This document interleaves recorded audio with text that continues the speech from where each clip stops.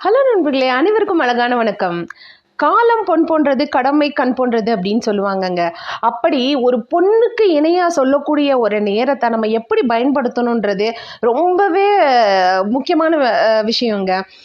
ஒரு விஷயத்த இன்னைக்கு செய்யக்கூடிய விஷயத்த இன்னைக்கு செய்யலன்னு வைங்களேன், நாளைக்கு அந்த விஷயத்த செய்ய முடியுமா அப்படின்னு கேட்டிங்கன்னா, நிச்சயமா அதில் நிறைய டிஃபிகல்ட்டிஸ் இருக்கும்.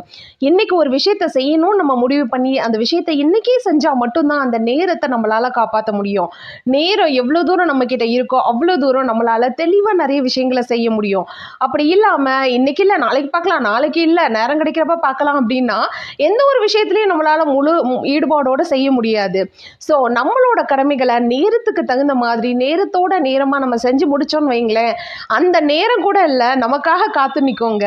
நம்மளோட நல்ல விஷயத்தை நம்மக்கிட்ட கொண்டு வந்து சேர்க்கறதுக்காக அது தினமும் நமக்காக நிற்கும். அதை விட்டுட்டு இன்னைக்கு செய்யக்கூடிய கடமையை நாளைக்கு செய்யலாம் அப்படின்னு நம்ம தள்ளி போட்டோம்னா நல்ல நேரம் எங்கெங்க, கெட்ட நேரம் மட்டும்தான் நம்ம கிட்ட வந்துட்டு இருக்கோம். ஸோ நேரத்துக்கு முக்கியத்துவம் கொடுங்க. அந்த நேரம் உங்களுக்கு நல்ல நேரத்தை திரும்ப திரும்ப கொண்டு வரும்ன்றதை நம்புங்க.